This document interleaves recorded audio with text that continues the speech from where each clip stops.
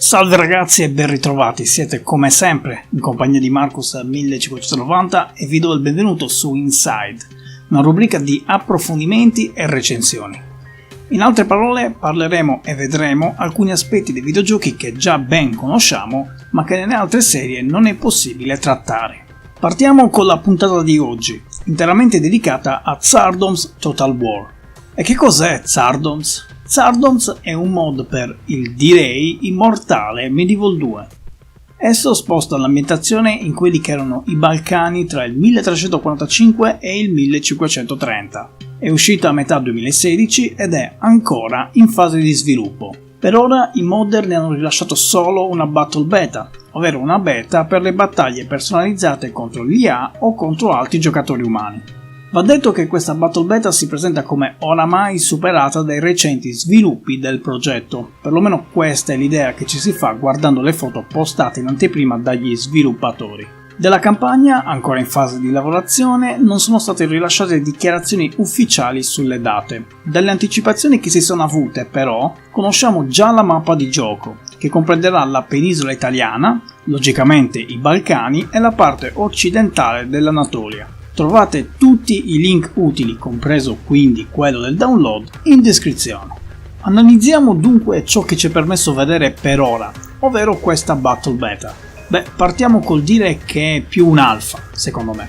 Ora come ora sono state implementate solo 10 fazioni, delle quali 2 sono oltretutto buggate, anche se comunque è possibile risolvere la cosa, poi vi spiego come, mentre le altre hanno un roster ancora incompleto, fatto di una ventina circa di unità a testa. Le fazioni per adesso disponibili sono il Regno di Serbia, il Regno di Bulgaria, il Principato di Valacchia, il Principato di Moldavia, l'Impero Bizantino, la Repubblica di Ragusa, il Banato di Bosnia, il Sultanato Ottomano, il Regno di Ungheria, i Cavalieri di San Giovanni. Poi, per noi giocatori del bel paese, va detto che fra le altre fazioni che amplieranno la lista appena citata, ci saranno ovviamente anche quelle italiane. Rimanendo più sul generale, il mod si presenta dunque incompleto, anche sotto gli aspetti delle meccaniche di gioco, quindi valutarlo per quello che è attualmente sarebbe inutile e fuorviante. Sono infatti ancora diversi i problemi e gli aspetti da sistemare.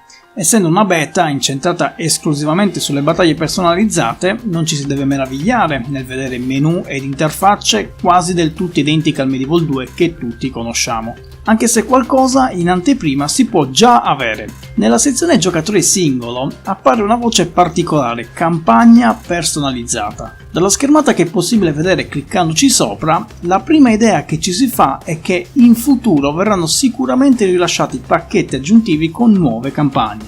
Inoltre, cliccando su Gran Campagna, possiamo notare gli stemmi nuovi di quelle che saranno 2 delle fazioni che saranno giocabili in questo modo, ovvero veneziani e milanesi. Come dicevo in precedenza, per questa Battle Beta gli sviluppatori si sono concentrati per l'appunto sulle battaglie, curandone oltretutto esclusivamente l'aspetto multiplayer. Le battaglie contro l'IA infatti mostrano le stesse meccaniche di gioco del Medieval 2 base, con un'intelligenza artificiale che non è stata ancora minimamente rivista. Per quanto riguarda le unità, questo primo lavoro da parte dei modder è sicuramente da approvare a pieni voti. La storicità è ben curata, con i modelli grafici delle unità indubbiamente molto più immersivi e coinvolgenti di quelli di Medieval 2 base. Ed è questo fondamentalmente il punto forte di questa Battle Beta, nuove unità con nuovi modelli grafici molto accattivanti. In altre parole, questa Battle Beta serve solamente per darci un piccolo assaggio dell'ambientazione di Zardoms e, difetti a parte, ci riesce appieno. L'idea di poter utilizzare nuove fazioni, di poter vedere il Medioevo da un altro punto di vista, oltretutto molto trascurato dalla storiografia occidentale, indubbiamente rapisce. E qui sta, secondo me, l'idea di rilasciare questo primo abbozzo di mod. Gli sviluppatori erano sicuramente ben consci dei problemi di questa primissima beta, ma l'hanno comunque rilasciata per vedere il parere della community, che chiaramente ha fatto subito sentire il suo supporto. Quindi, in definitiva, ci sono tanti problemi, tante cose da fixare, ma per una volta tanto quando si parla di videogiochi non è questo il punto fondamentale della questione. Per questo motivo valuto in maniera positiva Zardoms Total War, non per quello che è adesso, ma per quello che potrebbe essere da qui alla fine dell'anno, o forse anche prima. Entriamo ora più nello specifico, andando quindi a vedere nel dettaglio tutto quello che per ora ci offre Tsardons. Come già detto, questo mod presenta diversi problemi da correggere e in una recensione di questo tipo li andremo ovviamente a vedere tutti, in modo tale che abbiate ben chiaro il livello di sviluppo di questo mod e possiate così valutare liberamente se scaricarlo sin da subito o aspettare che vengano fissate un po' di cose. Nel caso vogliate giocare sin da subito, a fine video vi mostro tramite un tutorial come installare correttamente Tsardons e come risolvere un bug che fa crashare il mod quando si utilizzano gli ottomani o i Ragusei. Dunque, partiamo dal bilanciamento delle unità, con valori pesantemente rivisti come in molti altri mod. In particolare sono stati ritoccati il morale e i valori difensivi delle unità, così da rendere le battaglie più lunghe, combattute e dunque maggiormente realistiche. Ripeto, questo è un aspetto che è facile trovare in tanti altri mod e che è stato sempre apprezzato dalla community. Chi ha giocato a Bellum Crucis o a Europa Barbarorum sa di cosa parlo, ma in questa Battle Beta di Tsardons si è calcato un po' troppo alla mano. Ci sono davvero troppe unità che, pur essere rimaste con un manipolo di soldati e completamente accerchiate, continueranno a combattere sino all'ultimo uomo, senza mai andare in fuga. Fra le varie prove che ho fatto, ho notato che questo discorso ha un capitolo a parte per l'unità del generale bizantino, un autentico immortale sul campo di battaglia. Va da sé che, in ogni caso, un po' tutte le fazioni presentano unità molto resistenti, facendo sì che le battaglie su Tsardons siano comunque bilanciate e godibili già da adesso. In secondo luogo, va detto che gli sviluppatori hanno per ora ignorato il comparto audio, con i suoni interamente ripresi dal gioco base. Per alcune fazioni va segnalato che mancano le classiche invettive che i soldati lanciano all'avversario prima dello scontro, e quindi vedremo i nostri uomini sbracciarsi all'indirizzo del nemico senza però proferire alcuna parola. Altra cosa che testimonia come il comparto audio non sia stato per ora considerato sono le frasi tipiche della fazione, enunciate dalla classica voce fuori campo. Il nemico nuota nel nostro sangue! Metà dei suoi uomini sono morti! Ovviamente, come per gli altri mod, le nuove fazioni sono state implementate sopra quelle vecchie, ma dato che l'audio non è stato ritoccato, sentiremo ad esempio i bosniaci, che sono stati creati sopra la vecchia fazione del Sacro Romano Impero, dedicare le proprie vittorie all'imperatore. Un altro elemento negativo di questa beta è rappresentato dall'assenza di alcune delle abilità speciali delle unità. Anche le più banali, quali il tiro infuocato per gli arcieri o la formazione a cuneo per la cavalleria, non sono presenti nel gioco. È assai probabile che si tratti solamente di una svista. Molto probabilmente gli sviluppatori, cambiando i valori delle unità, hanno fortuitamente o volontariamente tolto le abilità speciali, dimenticandosi però di reinserirle.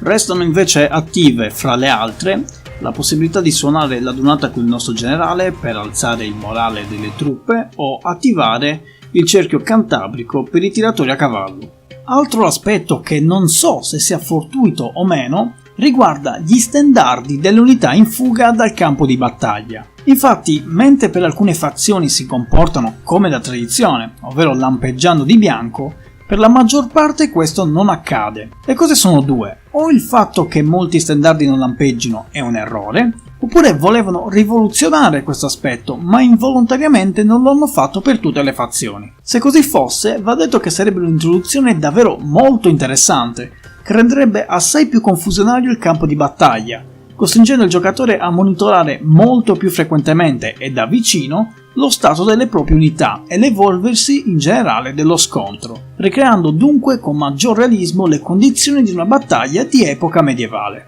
A proposito degli stendardi, particolarmente apprezzabile l'idea di modificare i banner delle unità, sostituendo il consueto simbolo della fazione con, spesso, delle immagini di affreschi tipici della cultura e della religione proprie di quella data fazione. Una piccolezza forse, ma che per come la penso io aiuta a rendere l'esperienza di gioco ancora più immersiva e coinvolgente, aiutandoci a meglio immedesimarci nell'ambientazione di gioco. Un ulteriore elemento particolare che ho notato riguarda il tiro di arcieri e balestrieri. Ho notato più volte che essi smettono di tirare, pur avendo la modalità fuoco a volontà attivata, quando sulla loro traiettoria di tiro si ritrovano delle unità amiche. Anche in questo caso non so se si tratti di una cosa casuale oppure voluta. In teoria sembrerebbe un bug, ma effettivamente fa pensare come questo accada solo ed esclusivamente quando ci sono unità alleate di mezzo. Nei restanti casi, infatti, la schermaglia andrà avanti ad oltranza. Va segnalata anche la decisione di ritoccare la cavalleria. Le unità annoverano meno elementi e in tal senso spicca la guardia del generale, ridotta a 21 uomini. Così facendo il giocatore sarà sicuramente portato ad adoperare meno il proprio generale in battaglia, utilizzandolo solo in caso di estremo bisogno. Chiudo spendendo altre 2 paroline sui modelli grafici delle unità. In realtà anche qui c'è qualcosa che non va, con alcuni modelli che presentano ancora degli errori, ma la maggior parte sono davvero ben realizzati, rendendo davvero uniche le unità.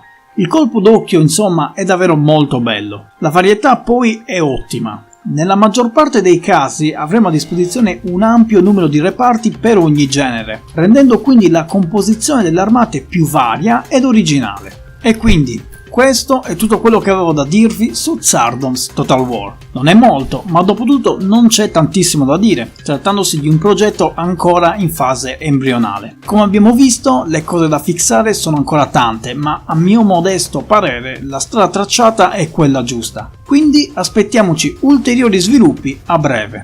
Per questa prima puntata di Inside è davvero tutto, ora vi lascio alla sezione tutorial. Ed eccoci nel tutorial. Vediamo dunque insieme come installare correttamente Tsardom's Total War. Va da sé che il metodo che vedremo è valido anche per molti altri mod. Una volta scaricato il file, facciamo doppio clic su di esso oppure clic destro e avvia come amministratore. Una volta lanciata l'interfaccia per l'installazione del mod, andiamo avanti sino a trovare la schermata dove ci viene richiesto il percorso dove installare la Battle Beta. La cartella che ci serve si chiama Mods e si trova all'interno della cartella di gioco. Nelle versioni vecchie di Medieval 2, quelle scatolate tanto per intenderci, è abbastanza facile trovare il percorso, semplicemente andate dove avete installato il gioco. Nelle versioni Steam è un po' più difficile. Innanzitutto andate dove avete installato Steam. Una volta trovata la cartella apritela. Successivamente andate su Steam Apps, Common, Medieval 2 Total War, Mods.